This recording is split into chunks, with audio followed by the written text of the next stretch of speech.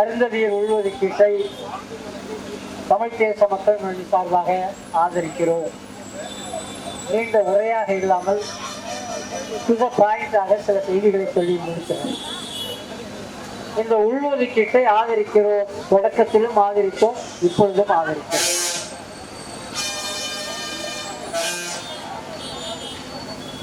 இந்த உள்ஒதுக்கீடுகளை அல்லது இடஒதுக்கீடுடைய சதவிகிதங்களை கூட்ட குறைக்க மாநில அரசுக்கு உரிமை இருக்கிறது என ஏற்கனவே இருக்கிற உரிமையை இந்த தீர்ப்பு உறுதிப்படுத்தி இருக்கிறது. புதுசாக இது ஒன்று நமக்கு வாய்ப்பை கொடுக்கல. எனவே மாநில அரசுகளுக்கு தான் அந்த மாநிலத்திலே என்ன சாதிகள் இருக்கிறது, எத்தனை இருக்கிறது, எத்தகைய குணம் கொண்டதாக இருக்கிறது என்பதை எல்லாம் அறிய முடியும். நிச்சயமாக டெல்லியில உட்கார்ந்து இருக்கிற பார்ப்பன பணியா ஊப்பிக்காரனுக்கு தமிழ்நாட்டை பற்றி தெரியாது, கேரளாவை பற்றி தெரியாது, ஆந்திராவை பற்றி தெரியாது, கர்நாடகாவை பற்றி, தெற்கை பற்றி அவனுக்கு தெரியவே தெரியாது. என்ன சொல்ல போனா ஒடிசால போய் உட்கார்ந்துக்கிட்டு தமிழன் ஆளலாமா என்று இனவெறியை தூண்டிவிடக்கூடிய இந்திய அரசின் கையிலே அதிகாரத்தை கொடுத்து கொள்ளுகிற விடுதலை சிறுத்தைகள் ரோட்டினுடைய அந்த கடைசி கோரிப்பாளையம் முதல் பொதுக்கூட்டம் தலித் விடுதலை, தமிழ் தேசிய விடுதலை. அந்த பொதுக்கூட்டத்தில் நானும் பங்கெடுத்திருக்கேன். கோரிப்பாளையத்தில் அது என்ன நிலைப்பாட்டில் அந்த பொதுக்கூட்டத்தை நீங்கள் நடத்தினீர்களோ அதில் இருந்து நழுவி சொக்குநூறாக நாம் பகர்த்து எரியக்கூடிய இந்திய அரசு அதிகாரம் இருக்கிறது, அது கையிலே ஒப்படைக்க வேண்டும். ஏனென்றால் மாநில அரசுகளிலே இடச்சாதிகளுடைய அதிகாரம் அதிகமாக இருக்கிறது. ஆதிக்கம் செய்யக்கூடிய சாதிகளுடைய ஆதிக்கம் ஜாஸ்தியாக இருக்கிறதுனா மாநில அரசுகள் இதை தீர்மானிக்கிற உரிமை கூடாது. இந்திய அரசு கையில தான் கொடுக்கணும்னா இந்திய அரசு கையில அக்ரஹாரத்தில் அதிகாரம் கொடிகட்டி பறக்கிறது. அவங்க கையில கொடுக்கலாம் அப்படின்னு நீங்க சொன்னீங்கன்னா அரசியலிலே நீங்கள் என்ன படித்தீர்கள், என்ன பார்க்கிறீர்கள்? இதற்காகத்தான் இப்பொழுது சீராய்வு மனு. ஏன்னா நிச்சயமா அங்கேயும் சொல்றாரு, இங்கேயும் சொல்றாரு, நான் அருந்ததியர் உள்ஒதுக்கீட்டை ஆதரிக்கிறேன், மறுக்கவில்லை. கேட்டகரைசேஷன்ல தான் நான் எதிர்க்கிறேன். சரி, ஓகே. அப்புறம் எதுக்கு சீராய்வு மனு? ரெண்டாவது கிரிமிலேயர் அமலாக்கன்னு இந்திய அரசு, ஒன்றிய அரசு சொல்லிட்டான். அதற்கு எதற்கு சீராய்வு மனு?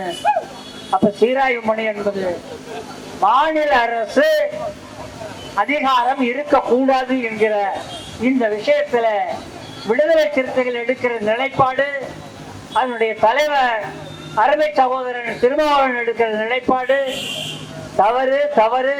நீங்கள் சீராய்வு மனுவை திரும்ப பெற வேண்டும் என விடுதலை சிறுத்தைகளை இந்த ஆர்ப்பாட்டத்தின் மூலமாக நான் பகிரங்கமாக கேட்டுக்கொள்கிறேன். தமிழ் தேச மக்கள் முன்னணி சார்பாக கேட்டுக்கொள்கிறோம். இது தொடக்க காலத்தில் விழுவதற்கின்ற அறிவித்த காலத்தில் நடந்து முடிந்த விவாதம். ஏற்கனவே இந்த விவாதங்கள் எல்லாம் நடந்தது. 2009 பிறகு இது அமைதியானது. மீண்டும் இந்த தீர்ப்பு வந்த பிறகு இந்த விவாதத்தை தொடக்கி வைத்திருப்பது ரவிக்குமார் அவர்கள். இதை ஏற்கனவே இருக்கிற சேப்பு தமிழர்ஸ் எல்லாம் வெளி உலகத்துக்கு தெரியாது. மாயாவதி ஆதரிச்சாங்க, கிருஷ்ணசாமி ஆதரிச்சாங்க. ஆனால் இந்த விவாதம் இன்றைக்கு மிகப்பெரிய விவாதமாக மாறி இருக்கிறது. நான் ஒரு இணைய வழி கூட்டத்தில் நடத்தினேன். அதில் அருமை தோழர் தியாகவும் தோழர் குளத்தூர் மணியும் கலந்து கொண்டார்கள். பல தொலைபேசி, நீ யாரு தெலுங்குனா, எதுக்கு தெலுங்குன ஆதரிக்கிற? இல்லையா குளத்தூர் மணி ஆதரிக்கிறது, அதுவும் கவுண்டரும் தெலுங்கு தான், கன்னடம் தான். என் ஜாதி சான்றிதழை எங்க எடுத்தாங்களோ என்னன்னு தெரியாது. உண்டக திட்டுறான் ஒவ்வொருத்தரும். சரி, என்ன பண்றது, வாங்கித்தான் ஆகணும். RSS எதிர்க்கும் பொழுது RSS காரன் திட்டினான். அருந்ததியர்களுடன் நிற்பதற்காக என் சகோதரன் பறையர்கள் திட்டுகிறார்கள் என்றால் வாங்கிக் கொள்வதற்கு நாங்கள் தயாராக இருக்கிறோம். ஏனென்றால் இந்த தமிழ் சமூகம் ஒன்றாக வேண்டும். சாதி மறுத்த தமிழ் சமூகமாக ஒன்றாக வேண்டும். நீங்கள் யோசித்து பார்க்க வேண்டும். பட்டியல் சமூகத்துக்கு இடஒதுக்கீடு கொடுக்கும் பொழுது அதை கொடுக்காதே என்று சொன்ன பார்ப்பன கும்பல், பிற்படுத்தப்பட்ட சமூகத்திற்கு மண்டல் கமிஷன் இடஒதுக்கீடு கொடுக்கும் பொழுது வடமாநிலங்களிலே மிகப்பெரிய போராட்டத்தை நடத்தி கோயில் கலவரங்களை தூண்டிவிட்ட RSS பாரதிய ஜனதா பார்ப்பன கும்பல். இடஒதுக்கீட்டை ஒழிக்க வேண்டும் என்று பேசினார். இடஒதுக்கீடே கூடாது, அது திறமைக்கு எதிரானது, அது தகுதிக்கு எதிரானது என்று பேசினார். அவர்களுக்கு 10% இடஒதுக்கீடு. பல்ல இடிச்சுக்கிட்டு ஓகேட்டான். அவன் போராடல, தெருவுக்கு வரல, வீதிக்கு வரல. தேர்தலுக்காக 10% ஒன்றிய அரசு அறிவித்தது. அதை எதிர்த்து எந்த தலித் ஒற்றுமையும் மிகப்பெரிய போராட்டத்தை நடத்தவில்லை. எந்த பிசி ஒற்றுமையும் மிகப்பெரிய போராட்டங்களை நடத்தவில்லை. எதுக்கு நீங்க தலித் ஒற்றுமையை சாதிக்க போறீங்கன்னு எனக்கு புரியல. எதற்கு பிசி ஒற்றுமை வரப்போகுதுன்னு தெரியல. நம்மை பொறுத்தவரை தெளிவாக சொல்லுகிறோம், நீ பிசியோ எஸ்சியோ எஸ்டியோ படிப்பதற்கும் வேலை வாய்ப்பை பெறுவதற்கும் சமூக அந்தஸ்தை பெறுவதற்கும் பொருளாதார ரீதி என்பது கூட 3ஆம் அம்சம் தான். அது இடஒதுக்கீடுகளே சாராது. எவ்வளவோ திணிக்க முயற்சி செய்தார்கள். பெரியார் மறுத்து இருக்கிறார், ஆனால் அம்பேத்கர் மறுத்து இருக்கிறார். Socially and educationally backward and scheduled caste and scheduled try. இது சமூக ரீதியாக கல்வி ரீதியாக இடஒதுக்கீடு என்பதை அவர்கள் வரையறுக்கிறார். இல்லை, பொருளாதார ரீதியாக இணைக்க வேண்டும் என்று சொல்லும் பொழுதெல்லாம் அது பொருந்தாது, அது வேறு. பொருளாதார ரீதியாக அனைத்து மக்களுக்கும் நீ கொடுத்துருக்கணும். 10% முன்னேறிய சாதிகளில் 10% ஒதுக்கிற இந்த ஆர்ப்பாட்டத்தின் மூலமாக ஆதித்தமிழர் கட்சியையும் நான் கேட்டுக்கொள்கிறேன். உள்ஒதுக்கீட்டிற்காக போராடுபவர்களையும் கேட்டுக்கொள்கிறேன். அருமை நண்பர்களே, நாம் கேட்கிற உள்ளொதுக்கீடு 3 என்பதை 6ஆக கேட்கலாம், 7ஆக கேட்கலாம், 10ஆக கேட்கலாம். அதோடு இணைத்து பட்டியல் சமூக மக்களுக்கு 25% இடஒதுக்கீடாக உயர்த்தி என்கிற கோரிக்கையை நீங்கள் இணைத்து எழுப்ப வேண்டும் என்பதை என்னுடைய வேண்டுகோளாக முன்வைக்கிறேன். 25% உயர்த்துங்கள். அப்பதான் நீங்க 6ஆ கேட்டாலும் 7ஆ கேட்டாலும் பொருந்தும். அது மட்டுமல்ல, இன்னொரு பக்கம் 10.5% போற போக்குல எடப்பாடி ஒரு இடஒதுக்கீடு அறிவிச்சுட்டு போனார். அது நீதிமன்றத்தில் நிக்கல. கலைஞர் போய் கத்துறான், மரவர் சாதிச கத்துறான், பிரபல கலைஞர்கள் கத்துறாங்க, முத்திரையர்கள் கேட்கிறாங்க, வன்னியர்கள் கேட்கிறாங்க.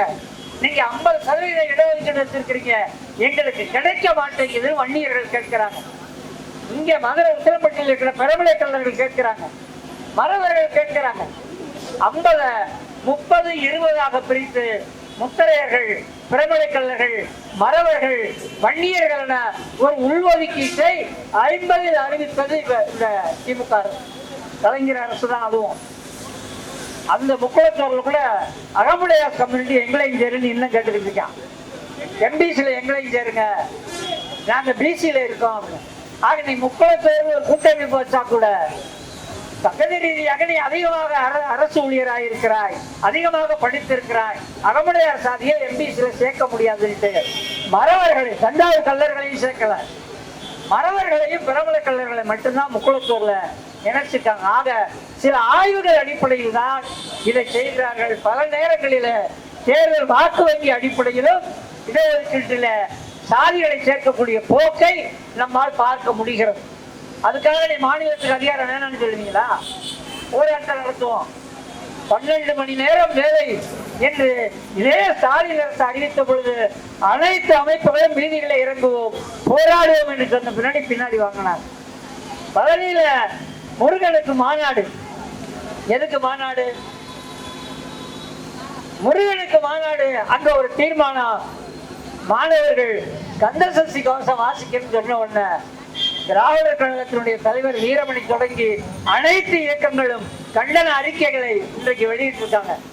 ஆக தமிழ்நாடு, நாங்கள் தான் உங்களை தூக்கி வைத்தால் கூட அநேகமாக இங்க இருக்கிற அனைவரும் திராவிட முன்னேற்ற கழக கூட்டணியை கடந்த தேர்தலில் ஆதரித்தவர்கள் தான். ஆனால் நீங்க எதையும் செஞ்சிடலாம் நீங்க நினைச்சீங்கன்னா தமிழ்நாட்டுல திமுகவுக்கே நடக்காதுன்னா விடுதலை சிறுத்தைகளுக்கு நாங்கள் சுட்டி காட்டுகிறோம். அருமை நண்பால, ஒடுக்கப்பட்ட சமூகத்தினுடைய ஒடுக்குமுறைக்கு எதிராக ஒரு ஒற்றுமை என்பதுதான் பொதுத்தன்மை. பல்லர்களுக்கும், பறையர்களுக்கும், அருந்ததியர்களுக்கும், புகழை வண்ணார்களுக்கும் ஒடுக்குமுறை, இதுதான் பொதுத்தன்மை. ஆனால் இந்த மண்ணிலே சாதி கட்டமைப்பு என்பது பார்ப்பனர்கள் தொடங்கி அருந்ததியர்கள் வரை சாதி கட்டமைப்பு என்பதுதான் இங்கே நிரந்தரமாக இருக்கிறது. எனவே இவர் இப்படி பண்ணிட்டாரு, இவர் இப்படி பண்ணிட்டாரு சொல்றது அவசியம் இல்லை. இது பொதுத்தன்மை.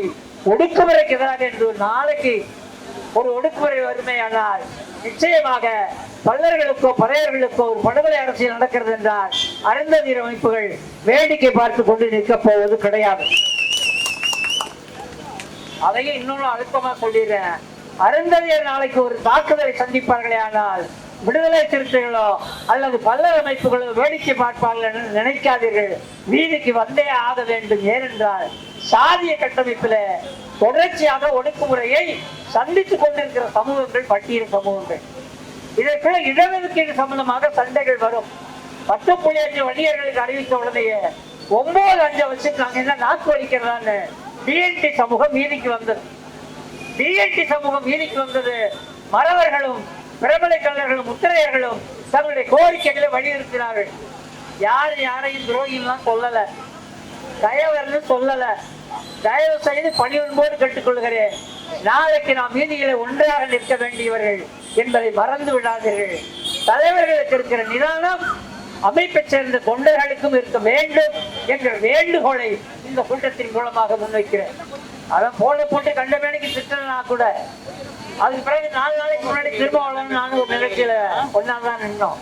நாளைக்கு ஒவ்வொரு நிகழ்ச்சியிலையும் ஒன்னா நிற்க வேண்டியது இருக்கும், விமர்சிக்க வேண்டியது இருக்கும். எப்படி திமுக ஆட்சியை வச்சுக்கிட்டு நீங்க டாஸ்மாக் எதிர்ப்பு போராட்டம் நடத்துறீங்களோ அதே போல உங்களோடு உறவுல இருந்து கொண்டு உங்கள் தவறுகளை சுட்டிக்காட்டுவோம் நாங்கள் என்பதை நீங்கள் புரிந்து கொள்ள வேண்டும். உங்கள் சகோதரன் ஜக்கையன் தான் இந்த கண்டன கூட்டத்தை நடத்துகிறான் என்பதை நீங்கள் புரிந்து கொள்ள வேண்டும். உங்கள் சகோதரன் ஆதித்தமிழர் பேரவையினுடைய அதிகமானும் தமிழ்ப்புலிகளுடைய திருவள்ளுவரும் தான் நேற்று வரை உங்களோடு நின்றவர்கள் தான். இன்றைக்கு இது எங்களுடைய உரிமை. விட்டுக் கொடுத்தால் தான் ஒற்றுமை நீடிக்கும். விட்டுக் கொடுக்க மறுத்தால் ஒற்றுமை வர வாய்ப்பில்லை என்பதை புரிந்து கொள்ள வேண்டும். நீங்கள் உண்மையிலேயே தலித் ஒற்றுமை சீரழிவு நினைத்தீர்கள் ஆனால் விட்டுக் கொடுங்கள். யார் வாய்ப்பை பெறவில்லையோ, யார் வாய்ப்புக்காக போராடுகிறார்களோ, இன்னும் நாளைக்கு நீங்க பாத்தீங்கன்னா வண்ணார் சமூகம், புகழை வண்ணார் சமூகம், புலவர் சமூகம் அவர்களுக்கு விட்டுக் கொடுக்க வேண்டிய நிலை அருந்ததியர்களுக்கு ஏற்படும். அவர்களையும் இணைத்துக் கொண்டு பயணப்பட வேண்டிய ஒரு தேவை இந்த சமூகத்தில் ஏற்படும். இடஒதுக்கீடு தொடங்கிய காலத்திலிருந்து இன்றைக்கு வரை பல மாறுதல்களை சந்தித்திருக்கிறது. எம்ஜிஆர் ஆட்சியில பொருளாதார ரீதியாக இடஒதுக்கீடு என்கிற அறிவிப்பை பார்த்து அதை எதிர்த்து எம்ஜிஆரை பின்வாங்க செய்த போராட்டம் தமிழ்நாட்டு வரலாறுக்கு உண்டு. ஒரு விஷயத்தில் நான் உடன்படுகிறேன். இடஒதுக்கீடு சம்பந்தமாக பெரியார் இயக்க தோழர்களுக்கு யாரும் வகுப்பெடுக்க முடியாது. நாம் அவர்களிடம் கற்றுக்கொள்ள வேண்டும். ஏன் இடஒதுக்கீடு என்பதை புரிந்து கொள்ள வேண்டும் என்பதையும் அழுத்தமாக சொல்லி தொடரும் பட்டியல் சமூகத்திற்கு இடையே இருக்கிற இந்த முரணும் ஒற்றுமையும் இது ஒற்றுமைக்கான முரணாக மாற வேண்டும். நாளைக்கு வீதியிலே நாம் ஒன்றாக நிற்க வேண்டும். இடஒதுக்கீடு மட்டுமே கேட்பதல்ல, பொதுத்துறை இடஒதுக்கீடு அளிக்கக்கூடிய பொதுத்துறை காணாமல் போய் கொண்டிருக்கிறது. ரயில்வே, வங்கி, அஞ்சல், பிஎஸ்என்எல் அனைத்தும் போய் கொண்டிருக்கிறது. நாளைக்கு கையில 3% மட்டும்தான் வச்சிருப்போம். இடஒதுக்கீடு நமக்கு இல்லாம போயிடும். இல்லையே எங்களுக்கு 3% இருக்குன்னு சொன்னா கிடைச்சாதான் வேலை வாய்ப்பு இருந்தால்தான் நாம் இடஒதுக்கீட்டை கோர முடியும். தனியார் கல்லூரிகள் நாளைக்கு என்ன பண்ணுவான்? ஐடி செக்டர்ல இடஒதுக்கீடு கிடையாது. மத்திய அரசு அலுவலகங்கள்ல இன்னைக்கு இப்ப தனியார் துறையா மாறிட்டு இருக்கு. இடஒதுக்கீடு கிடையாது. மாநில அரசு அவுட் சோர்சிங் பேர்ல மருத்துவமனை தொடங்கி எல்லா இடங்கள்லயுமே கான்ட்ராக்ட் லேபர்ஸா அறிவிக்க ஆரம்பிச்சான். துப்புரவு பணிக்கு இனி நிரந்தர தொழிலாளர்கள் கிடையாது என நம்ம ஸ்டாலின் அறிவிச்சிருக்கிறாரு. அதை புரிஞ்சுக்கணும். இதையெல்லாம் புரிஞ்சுக்கிட்டோம்னா தனியார் துறையில் இடஒதுக்கீடு என்பதையும் நாம் இணைத்து போராட வேண்டிய அவசியம் இருக்கிறது என்பதை அழுத்தமாக சொல்லி தமிழ் தேச மக்கள் முன்னணி நேரம் கருதி நான் முடித்துக் கொள்கிறேன். வாய்ப்புக்கு நன்றி.